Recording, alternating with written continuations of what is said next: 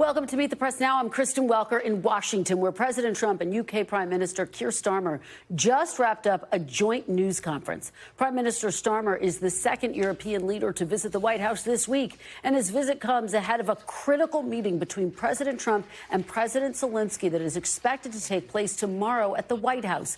Prime Minister Starmer came into the meeting having already announced increased defense spending, going even further today, saying the UK was ready to put boots on the ground and planes in the air to support a peace deal in Ukraine, adding that it can't be peace that rewards the aggressor. President Trump was optimistic about his meeting tomorrow with President Zelensky and about getting a peace deal between Ukraine and Russia. But notably, Mr. Trump appeared to dodge questions about what a U.S. security backstop to enforce any peace agreement could look like. Now, it all comes after an Oval Office meeting where President Trump reiterated the U.S. will not provide security guarantees to Ukraine, though he did appear to moderate his tone towards President Zelensky. Take a listen. I think we're very well advanced on a deal, but we have not made a deal yet, so I don't like to talk about peacekeeping until we have a deal. We're going to be having a good conversation. No, we want to work with him, President Zelensky, she said before. We want to work with him, and we will work with him. I think the president and I actually have had a very good relationship. It maybe got a little bit testy. Do you still think that Mr. Zelensky is a dictator? Did I say that? I can't believe I said that. Well, that tone is stark contrast to the president's recent attacks, falsely calling President Zelensky a dictator. Of course, he was democratically elected. At the same time, President Trump today remained complimentary towards Moscow, referring back to the episode in 2016 when Russia interfered in the U.S. election to help him win, while also saying he would trust President Putin to abide by any peace deal. Do you think that Vladimir Putin would be likely to invade again in the event of a peace deal? I don't think so. I think when we have a deal, it's going to be the deal. What would you be willing to do if Vladimir Putin did not stick to the terms of any deal on Ukraine? If he not what? He did not stick to the terms of any deal on Ukraine, because he has a history of not sticking to his word when it comes to international agreements. I think he'll keep his word. I think I've spoken to him. I've known him for a long time now. You know, I've known him. We had to go through the Russian hoax together. That was not a good thing. It's not fair. That was a rigged deal and had nothing to do with Russia. It was a rigged deal with inside the country, and they had to put up with that, too. It sounds as though one of you completely trusts President Putin and one of you doesn't trust him an inch. Have I got that right? And why do you trust him? Look, you know, it's trust and verify. Let's call it that. And I think we both can be that way. You have to verify because you never know what's going to happen. Joining me now is Yamiche Alcindor at the White House, Sir Trevor Phillips, anchor at our sister network, Sky News in Britain. And with me right here on set is Elise Labott, Edward R. Murrow Press Fellow at the Council on Foreign Relations and author of Cosmopolitics on Substack. Thanks to all of you for starting us off on yet another big day at the White House. Yamiche, let me turn to you. A lot of headlines coming out of that news conference with President Trump and Prime Minister Starmer. What were your key takeaways? My key takeaways were that these were two leaders who were really trying to look like they are getting along. Coming into this, we knew that there was a frosty relationship there because the UK Prime Minister had made it very clear that he did not agree with President Trump calling President Zelensky, the president of Ukraine, a dictator. But when they were asked specifically about something that they could also disagree with, which is President Trump talking about making Canada the 51st state, they again pushed back on that and sort of wanted to be friendlier. So take a listen to that moment. Our teams are now going to be working together on an economic deal. Our teams are going to be working together on security in Ukraine.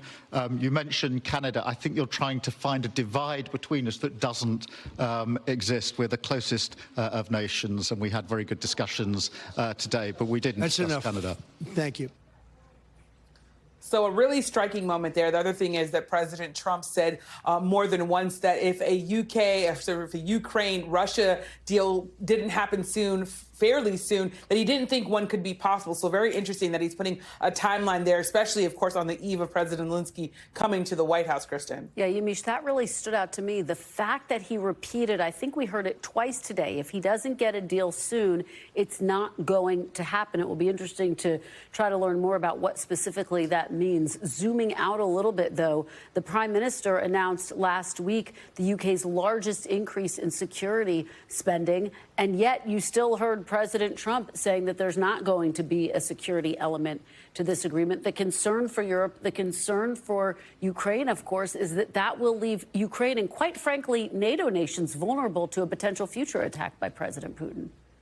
That's right. You could see the British Prime Minister really trying here to look like he was really giving a concession to President Trump, because even from his first term, President Trump has said over and over again that he didn't believe European countries were doing enough and giving enough money to their own defense spending, that the NATO allies and the members of NATO really needed to put that money up. And here's the UK saying, well, we're going to increase our defense spending. But President Trump just doubling down on this idea that he wants European countries to be doing more. It's also interesting because there's this element of whether or not America is going to give security guarantees to Ukraine if they are able to work out this rare earth minerals deal. I think that's something to very much watch as the president continues to say that he thinks they're close on having an agreement there. And it was also interesting, as President Trump was asked specifically about this rare minerals deal, there was a reporter saying it could take decades to dig and to actually see the benefits of that deal. But President Trump is essentially looking for some sort of reimbursement in his mind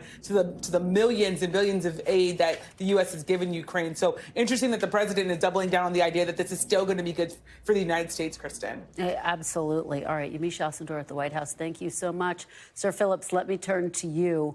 What was the Prime Minister hoping to get out of this bilateral meeting with President Trump, and do you think he did it? Well, I think the first thing is he wanted to get out not being embarrassed. I think prime ministers go into the White House and they are never quite sure who they're going to meet, particularly with this president. Are you going to meet the president from the West Wing? Is it going to be Josiah Bartlett? Or are you going to meet what we imagine is a kind of grumpy president, let's call him Richard Nixon? Well, what was interesting today is that I think Keir Starmer got the best of all worlds.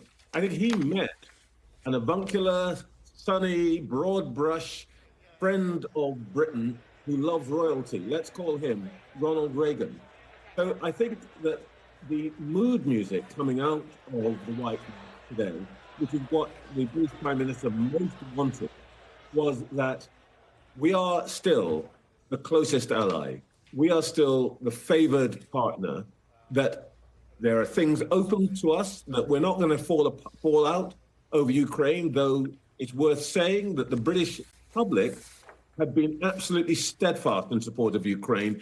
In the last 3 years, the polls on support of Ukraine, our willingness to put money, but now our willingness to put boots on the ground has not shifted at all. So I think from the British Prime Minister's point of view, this afternoon has been a success because it's been sunny, it's been cooperative, and he's come out looking like America's best friend. And notable, towards the end there, President Trump even saying that they may possibly be able to reach a deal, a trade deal. So I thought that was notable. Let me ask you about the broader concern about America's commitment to its traditional allies and partners. I want to play some of what President Trump had to say in the Oval Office. Get your reaction on the other side. If British troops are in Ukraine keeping the peace and get attacked by Russia, will you come to their aid? If the British people are in Ukraine and they get attacked, you know, I've always found about the British, they don't need much help. They can take care of themselves very well, but they don't need help. You look at their career, you have done very well over the years, haven't you? We have. I'm very proud of our country. And but we've also always been there backing each other up between our two countries. That is why this is the greatest alliance for prosperity and security I think the world has ever seen. What do you make of that part of the exchange today? Well, this is the avuncular Trump with nice language, the smile, but underneath it, there is steel. And the steel says, we're not coming. We're not putting American boys and girls in harm's way. You guys have got to do that stuff on the ground for yourself, you Europeans. However, I think what he is also saying is that he wants to put commercial interests into Ukraine, which is what the critical minerals deal is all about. And he has said it more than once in the last 48 hours. Once we have our commercial interests in there, everybody has to understand they'd better not mess with them, because then you'll be messing with America. And in fact, the big thing, I think, which is we've got to see exactly how this plays out. But I think what the White House clearly has in mind is that what Europe needs is America's capacity to monitor, to surveil, to provide cyber defenses, to do very sophisticated things that Europe doesn't have, which don't necessarily involve having people on the ground. So I can see what the game plan is here. Whether Mr. Putin is going to play ball with that, we have yet to see.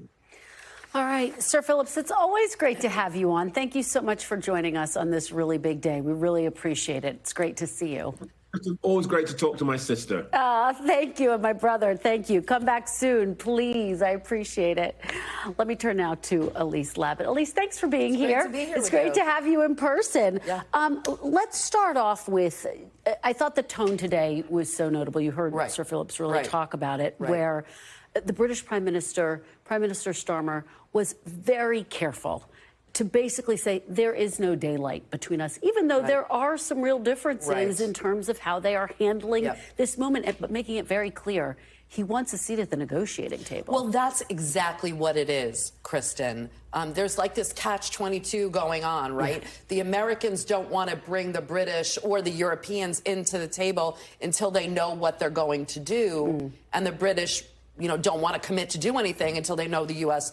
is going to be by their side. You remember Keith Kellogg, the envoy of President Trump on Ukraine, told the Europeans, no, you're not going to be involved. And that's because this whole idea that like bigger powers like the U.S. and Russia will decide, and little powers like Ukraine or the Europeans just have to eat it. However, they're coming with troops. They're coming with things to actually say, we deserve a seat at the table. So it was a combination of flattery, giving him what he wants, and also I think the British were trying to be this bridge between the Europeans and the United States, right? Like this special relationship. Ironically, this whole attitude by President Trump, this America first, is going to make the Europeans do what the U.S. has been wanting them to do for decades, which is to kind of get their security act together. And I think if President Trump sees them doing that, he's going to respect them more, he's going to want them at the table, and he's going to need them at the table. Interesting. What did you make, Elise, of what each leader said about President Putin? You did hear President Trump say, yes, I trust, but verify. You heard more skepticism from the Prime Minister, and yet President Trump reiterating something that he recently started saying, which is we do want to get some of the land back for Ukraine. He said a lot of things since his election, right? He said that he would put additional sanctions on Russia. Then he said he would lift those sanctions. He said that he would arm Ukraine. Then he said, oh, we're not going to arm Ukraine. I think he's not sure. I think he's still trying to feel out President Putin. But at the end of the day, even as lovely as he thinks Putin is, and remember, even President Bush said he looked into Putin and saw his soul, I think President Trump doesn't want to be seen in the end as being taken advantage of or by losing to President Putin. So he wants to come out of this with a deal for Ukraine that's not like Afghanistan, right? He doesn't want some fiasco. He wants something that he can claim to and say. But he also said today, it was a little something because there was talk about NATO and he said, oh, not NATO. But he also said they're not going to keep all of their land. And let's be honest, Kristen, when you talk about Crimea and the invasion, even before President Trump came on, nobody was talking about giving back Crimea. So I think it's going to be something along the lines of a frozen conflict where nothing's going to be given back to Ukraine. But I think, President Putin is still going to keep some territory. What, Elise, are you going to be watching for tomorrow, particularly against the backdrop of President Trump having called President Zelensky a dictator earlier this week, falsely accused him of starting the war. He didn't. Russia invaded Ukraine. You heard him moderate in real time there. He said, did I call him a dictator? I don't remember that. Right. That backfired. Yeah. Not only people in the United States, his Republican colleagues kind of were trying to find some way to turn that back. I think it's going to be a warm meeting. I think even though he, has this issue with Zelensky and Ukraine, I think he actually respects President Zelensky. You saw him say they fought very bravely, the Ukrainians. And he wants a deal. I think now that President Zelensky has said, I'm willing to sign some commercial deal, I think they're going to give President Trump what he wants. I think it's going to be a pretty good meeting. All right, Elise Labott, we always appreciate your insights. Great to be here. It's great to see you. Thank you so much. Come back again soon. And make sure to tune in tonight to NBC Nightly News to see Lester Holt's one-on-one interview with British Prime Minister Keir Starmer. Coming up, Showdown Countdown. We'll head to Capitol Hill, where Congress has just 15 days to figure out a deal to avoid a government shutdown as mass layoffs and cuts to the federal government keep accelerating. Stay with us. You're watching Meet the Press now.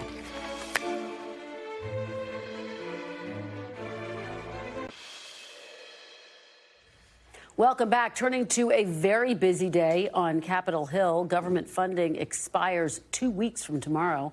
We haven't seen much progress on a bipartisan deal necessary to keep the government from shutting down. However, the finger pointing is already underway. Well, the reality is it's up to the Republicans. They're in charge. They've got the votes. They've got to keep the government open. I think the more important question is, the Democrats' posture. They seem to be obstructing everything right now, whether it's nominees, any constructive dialogue on reducing the size and scope of government. They're sort of the defenders of permanent Washington right now. For me, it's a red line as a member of Congress. The bottom line is this. We have a constitutional responsibility, so does the president, and so do the courts. So we have to do this in a thoughtful way, and Musk with a chainsaw is not a thoughtful approach. I think most of my colleagues would say, why are we going to fund the very things that Doge is identifying that we shouldn't be funding? So I think we've got to have an interplay with what they're doing. We're also getting mixed messages from Republicans on the potential backlash to Elon Musk's Doge cuts. Some Senate Republicans yesterday voiced their concerns over the rapid pace of cuts at a meeting with White House Chief of Staff Susie Wiles. That comes after sources tell us that House Republicans are tamping down on town hall meetings after getting some blowback from constituents. House Speaker Mike Johnson is downplaying the pushback, claiming, without evidence, that the backlash at town halls is from paid protesters. The videos you saw of the town halls were for paid protesters in many of those places. These are Democrats who went to the events early and filled up the seats. This is an old playbook that they pulled out and ran, and it made it look like that what is happening in Washington is unpopular. But I'm going to tell you, Caitlin, the American people are behind what's happening. Joining me now is NBC News Chief Capitol Hill Correspondent Ryan Nobles. Ryan, thanks so much for joining us. So let's start off there with what we just heard from House Speaker Mike Johnson. He tried to brush aside some of the blowback, but we have seen town hall after town hall where there have been some people who are expressing some real frustration with these cuts that are being inflicted by Doge. What more are you hearing on Capitol Hill?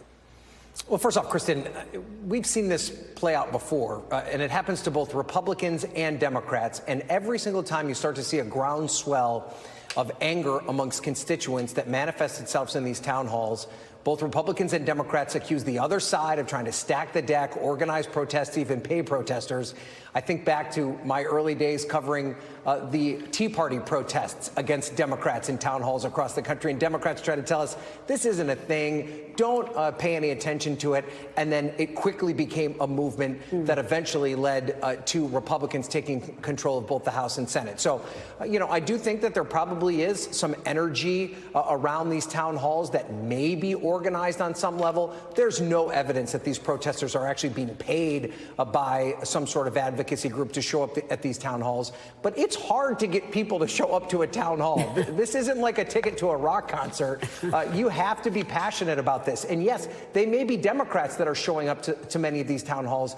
But again, they're happening in deep red districts as well, Kristen. And so while Republicans recognize this, they're trying to excuse it away. The fact that they're also kind of instructing their members to avoid them, change them up in some way, shape, or form, demonstrates that they realize that this is a real problem that's only going to grow as this issue continues to persist. It is going to be fascinating to watch how it plays out. Ryan, let me ask you about this spending deadline. Hard to believe it's just 2 weeks from tomorrow. Speaker Johnson talked about a clean CR. What do we know about where negotiations stand and the threat by some Democrats to basically oppose any CR and try to shut down the government in opposition to these cuts that we're seeing by Doge? I think the one thing that is important to keep in mind as you watch these negotiations play out is that a lot of times leadership will give us a sense of calm, a sense of optimism, both Republican and Democrat, that the folks in the room are going to be able to come to some sort of an agreement that they can give to the rest of the Congress and everything will be fine. And what we see play out time and time again, especially with these spending deadlines, is that the leadership in the room doesn't always have the pulse of their membership. And they come up with a deal that they think looks good amongst themselves, and then they present that deal to the rank and file, and it's quickly rejected. And I think that's an issue that could happen not just on the Republican side, but the Democratic side as well, as Democrats, in many respects, have this as their only opportunity to exert some level of leverage as the Trump administration runs rampant here in their first 100 days. All right, Ryan Nobles, thank you so much. Really appreciate it. Coming up after the break, what you need to know about the growing measles outbreak in West Texas that has now killed at least one unvaccinated child so far, and how the Trump administration and health officials are responding. You're watching Meet the Press now.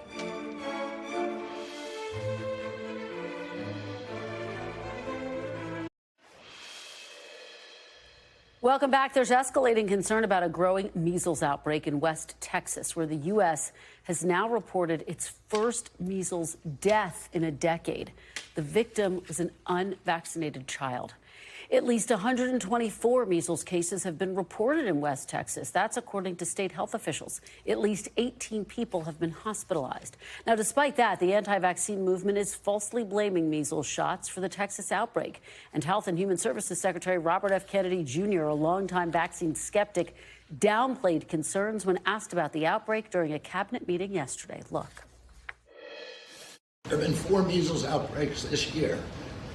In this country last year, there were 16. So it's not unusual. We have measles outbreaks every year. Now, to be clear, the CDC classifies a measles outbreak as 3 or more cases. The 16 outbreaks last year totaled 285 cases. The ongoing outbreak in Texas is already nearly half of that total, and we are still in February. NBC's George Solis joins me from Lubbock, Texas. Also with me is Dr. Peter Hotez, co-director of the Texas Children's Hospital Center for Vaccine Development and dean of the School of Tropical Medicine at Baylor College of Medicine. Thanks to both of you for starting us off with this subject. George, let me go to you first. Take us inside what you're hearing. Just how widespread is this outbreak in West Texas right now? Hey, Kristen. Yeah, there's obviously a lot of concern about this, and we're talking about a virus, a disease that was supposedly eradicated. So to be talking about it now is something that has a lot of parents and a lot of people here very concerned. I want to show you something here. This ambulance here by the Emergency Medical Task Force. This is one of 17 in the state. Here in Lubbock, they're using it as sort of a clinic of sorts to treat people that may have been exposed. We'll take you on board really quick now. If this was in service, we would, of course, be wearing PPE, but right now it is just parked here so we can take you on board. And so what you'll see here are beds back there where they're doing IgG therapy. It's basically preventative care for those that may have been exposed. Now, this really only applies to those that either don't have the vaccine or may be immunocompromised. And so it's a therapy that really varies from person to person, but it's not a cure. It's not a vaccine. It is just a temporary solution if you've come in contact with the measles. Now, I talked to the training chief here, Chad Curry, about just what they're doing here and what their plan is long term for this implementation. Here's what he told me. This vaccine started in 1963, so it's a very safe, it's a very well-used vaccine. It's not like some of the newer vaccines, like COVID, was kind of pushed through and expedited. And, you know, that may have gotten a little bit of a bad rap. What's more dangerous right now, not being vaccinated or the spread of misinformation to not get vaccinated? Definitely the spread is the most dangerous thing. Again, with this being the tried and true vaccine, get vaccinated. Okay, Kristen, we're still here on board the bus here. And again, this is where they would treat some of those patients. And again, we'll be seeing this bus in action tomorrow here. But again, as you heard there from Chad, really what they're really struggling against is just that source of misinformation about this vaccine that has been proven so effective. Yeah, he was really powerful there in his interview with you. 18 patients are still hospitalized. What do we know about the patients and also this community that's been impacted, George? Yeah, so we know a lot of these are unvaccinated individuals, unvaccinated children. The state saying that that young school-age child was somewhere between the ages of 5 and 17. They're not giving us specifics, but it gives you a sense that at the age of 5 or 17, you would theoretically have both of the MMR vaccines. So obviously it's very alarming. I spoke to a mother earlier today who said, look, my child, 14 months old, is behind on her vaccines, but I don't want to risk it. I came to the Lubbock Public Health Center to get a vaccine because it is just not worth it to make sure that my child is safe. Kristen? All right. George Solis, thank you so much. Dr. Hotez, let me turn to you. I want to start off by just getting your reaction to what we heard from HHS Secretary Robert F. Kennedy Jr. yesterday, really downplaying this outbreak. Yeah, I think, you know, the message is this is a very serious and very dangerous measles epidemic. You know, there's 124 reported cases in West Texas and, of course, a handful across the border in New Mexico. But we're at the very beginning of this, Kristen. I mean, this is accelerating at a pretty rapid clip. And remember, any number today, you have to remember the incubation period when new people are getting infected before they show signs of this is 2 weeks. So, or 12 days. So, you know, the number yesterday, 124, we'll get a new number tomorrow. It's going to go up again. And this will continue to accelerate for weeks because it's so highly transmissible in the long incubation. And of course, you know, 18 hospitalized kids is really significant, and they're hospitalized because they're sick. They're sick because of measles pneumonia, measles respiratory infection, possibly encephalitis, possibly permanent neurologic deficits, including hearing loss. Measles is a bad actor, and of course, the biggest tragedy of all, this really tragic death yesterday of an unvaccinated school-age child who did not have to die. This child's life would have been saved had that child been vaccinated. Given everything you're saying, what would you expect the HHS Secretary to be saying and doing in this moment? Well, I think it's a serious enough epidemic that, you know, might be something that Mr. Kennedy would want to come down and visit and see firsthand what's going on and what it means to have a child sick in the hospital with measles and the impact on their families and on the hospital staff. And by the way, the contact tracing for all of the individuals infected is really tough because measles is the most transmissible virus agent we know. It has what's called a reproductive number of 12 to 18. It means if a single individual is infected, that means 12 to 18 other unvaccinated individuals will likely become infected as well. So you can imagine what it's like for public health officials who are already understaffed and overtaxed to have to go in and do all of that contact tracing. And it gets to the point where it may become impossible because of so many cases. And I expect the hospitalizations, hopefully the deaths won't continue, but definitely the hospitalizations will. And it'll spread. You're already hearing about a sporadic case or two elsewhere in other parts of Texas that may be from the same epidemic. So this thing is looking like it's going to be really a huge challenge for us. Yeah, it's difficult just to hear you talk about it, Dr. Hotez, and I think a lot of people are sitting at home and wondering what should they be doing to protect themselves, even if they are vaccinated, and particularly for those in the family who might be too young to get the measles vaccine yet. What can families do to protect themselves? Well, one, you want to, perhaps check on your child's or your own vaccination status, and have a discussion with your healthcare provider whether your child needs either their first vaccine somewhat earlier than scheduled because of what's going on, especially if we're in an area where there's a lot of measles transmission, or for some adults getting a booster if there's an area with a lot of measles transmission. And unfortunately in Texas, that's getting bigger and bigger by the day in terms of West Texas. And so those kinds of discussions are going on currently. All right, Dr. Peter Hotez, we really appreciate the information, although it was difficult to hear, difficult to talk about. It's so important. Thank you so much for joining us. Thank you. Still to come, the Doge effect. Will the Trump administration's mass firings shake things up at the ballot box? The panel's next. You're watching Meet the Press Now.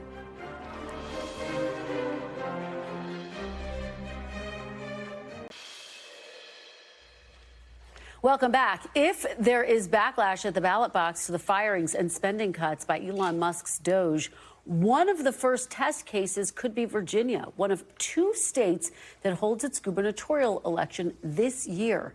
340,000 federal workers live in Virginia. NBC News spoke to more than a dozen voters who say they are not strongly aligned with either party. They were all aware of the cuts, with some expressing deep concern. Here's former Congresswoman Abigail Spanberger, the frontrunner for the Democratic nomination in the governor's race, on MSNBC last night. Look. I cannot go anywhere without having Virginians bring to me their concerns. And it's not just the federal employees who are potentially losing their jobs. It's small business owners. It's other members of our community and our economy who are already starting to feel the hurt and the pain of this chaos, or who worry that it is imminently coming for them. In contrast, the state's incumbent and term-limited Republican Governor Glenn Youngkin is praising Doge's cuts as he also works to mobilize state resources for Virginians who are laid off. Joining me now on set is my NBC News colleague and senior White House reporter Peter Nicholas, Jasmine Wright, politics reporter at Notice, former New York Democratic Congressman Joe Crowley, and Republican strategist Matt Gorman. Thanks to all of you for being here. Jasmine, let me start with you, because Virginia is a state and a community where they are talking about these Doge cuts because people have been impacted there firsthand. What are you hearing, and what will you be watching for? Obviously, it's still early. Sure. It's only February. Sure. But what are the implications? I mean, I think the implications are huge just across the country. I'll tell you, I was in California with my family over the weekend, and even my cousins were telling me about people that they know through the federal government who've been cut. So this is certainly a conversation happening around the nation. We know that Virginia is so important. Every cycle we hear both Democrats and Republicans being really bullish on it. And so I think that what Doge is doing and what the administration is doing is going to be incredibly impactful, particularly for that gubernatorial race. But this is something that Republicans have been doubling down on, even if we know privately that they have some concerns. And so I think you're going to continue to hear them doubling down on. But I would watch Elon Musk. He's been going to the Hill. He's been trying to be be in more communication with some of these Republicans as they've expressed their concerns. Peter Nicholas, let me turn to you now, because we heard House Speaker Mike Johnson say a lot of these people at these town halls are paid to be there. They're also Democrats. Well, Democrats are constituents too. What do you make of what we are seeing bubble up around the country? Well, I see it in my own neighborhood. I live in Northern Virginia. Many of my neighbors are federal workers, and they're deeply concerned. They're very upset about what's happening. It affects their livelihoods, it affects their pocketbooks, and they're wondering, is this what we signed up for, when we voted in this election? Because we heard Trump talk about reducing prices. We heard what he wanted to do in terms of foreign policy, but I'm not sure anyone really anticipated that he would take a chainsaw or have his delegate Elon Musk, who at the CPAC conference last weekend was waving around a chainsaw to signify what they're going to do to federal agencies. I'm not sure that we were properly prepped for that during the campaign. So there's great consternation. It's a great point, Matt. Pick up right there, if you will. I mean, 57% of Americans believe that Trump is overreaching right now. Elon Musk yesterday in that cabinet meeting said, we're going to make mistakes. How much concern is there internally in President Trump's orbit right now? Look, I think there's some. I think being through this, I was in the 2018 cycle, dealing with the healthcare town halls, which were very kind of somewhat similar to this, but not really, right? They were far more of the median voter. There were the equivalent of the jail President Trump or the fascist signs, where you're not getting the median voter there. So it's a little different. However, members do come back and they're spooked. And you have to talk them down a little bit. And so you have to do a little bit more member relations, whether it's true or not, the median voter, it gets in their head a little bit. And that's something you always have to solve for, and that's what they're dealing with right now. Yeah, Congressman, you were there in Congress at the dawn of the Tea Party. Nancy Pelosi at the time tried to downplay those early town halls, and yet they kept bubbling up, Do you see parallels? I do see some. They were very raucous meetings. I held myself in Queens and the Bronx at the time. And so I think people would be foolish to dismiss them outright as political. So there's always politics involved, we know that. But it's just dismissed it outright as political only, that's a mistake. I also think it's important to note, as Peter mentioned, it's not just about the people losing their jobs. And yeah, this government is saying you're worthless. What you did didn't matter. It doesn't matter. Everything, your public service didn't matter. I put it aside. How about property prices? People can't afford their rent or can't afford their home. That has an impact on others within the community as well, here in the capital region. So it's about 114,000 families in Virginia alone. It's definitely going to have an impact, I think, on the election next year. Yeah, it'll be worth watching that very closely. Peter, let me turn to you and talk about what's happening on Capitol Hill. You have this big fight over how they're going to keep the government open. Democrats trying to determine, are they going to try to use this moment to protest these cuts that we're talking about? Do you think that is gaining traction? I think, Kristen, this is the only leverage Democrats have. You know, this is Congress that's controlled by Republicans, both the House and the Senate. You have a Republican president. You've got a Supreme Court that has a 6-3 Republican majority. So I think that Democrats have been looking for some pressure points, some leverage, and this shutdown might be their best opportunity. Jasmine, what are you watching for? Listen, I'm watching for Democrats basically putting up any type of defense. I think when I've talked to Democrats, they acknowledge that Trump has been very proficient in kind of steamrolling them, of doing what he wants, no matter what the critics say. They recognize that they're in the minority. They recognize that, as Peter said, their leverage is slim to none. And so I think that they're going to try at least talk about this idea of shutting the government down. Democrats don't want to do that. We've already heard Hakeem Jeffries kind of say, I'm not sure if that's the best route. But when they go back to their towns, when they go back to their constituents who want to see them, particularly those motivated on the left, want to see them put up more of a defense, we'll see what happens in just a few weeks. Yeah, Congressman, how do you see this playing out? And what do you think Democrats should do? Because, as they're saying, they just don't really have any other leverage right now. Yeah, and I think to some degree we're also lacking kind of like a national spokesperson. We had Nancy Pelosi, who was the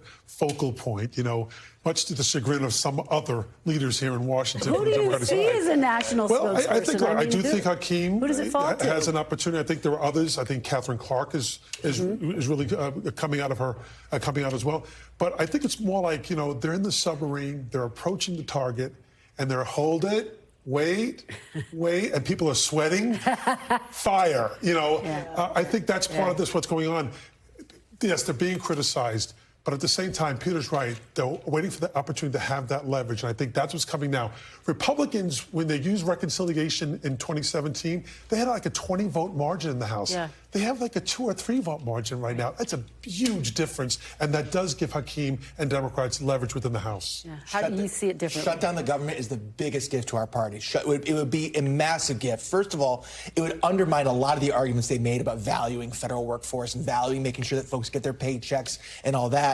It also, the first mover on a shutdown, I can tell you from experience, they usually lose a political battle on this. Doesn't everyone lose in a shutdown, though, Matt? No. You don't think so? Republicans have lost consistently in shutdowns. when we were the first mover on it, because Democrats in 2018 lost it to the Schumer shutdown. I was part of that too. They lose on that, and also too, it makes it so much easier for Musk to say we're already shut down. Let's take. Democrats won the House in 2018. I think that's a fear, but I think that if they are listening to their base, which you could argue that they did not do in 2024, if they are listening to their base is telling them, we want you to be more strong. Right. We want you to be stronger. Now are they telling them to shut down the government? I'm not sure. If we've had these arguments, I feel like I'm having the mere argument from like other Republicans now. But I think the point is Democrats get more attention. Democrats will now have more attention. Right now, they have nothing looking at them at all, except people are angry they're not outspoken of. But it's going to shift to them because that's where the power is going to shift because of the numbers. We'll have to see how it plays out. They have 2 weeks. It's going to be a lot of drama on Capitol Hill. Peter, let me go to you. Your fascinating report.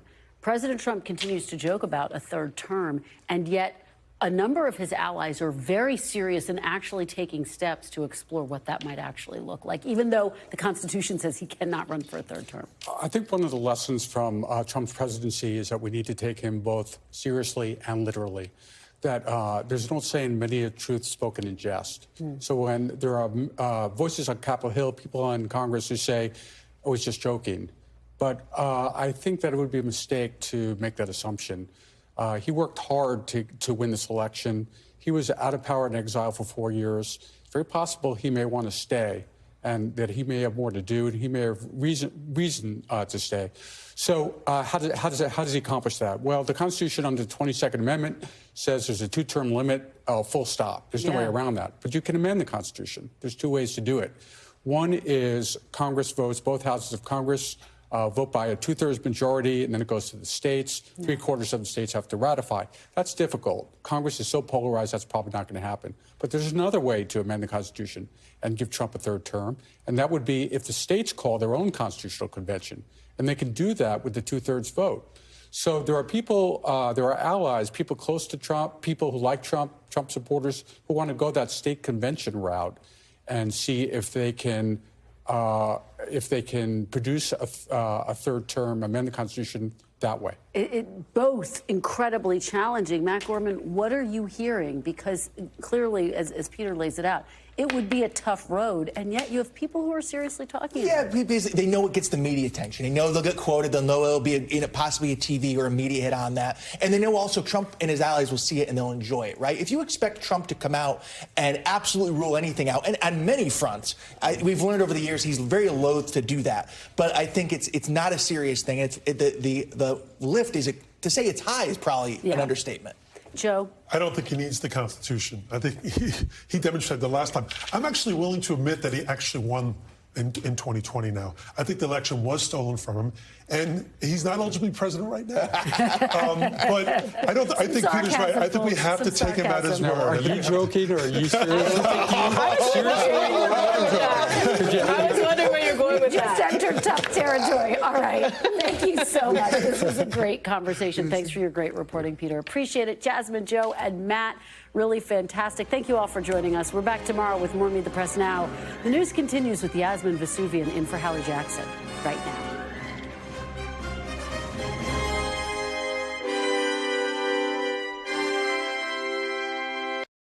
Thanks for watching. Stay updated about breaking news and top stories on the NBC News app or follow us on social media.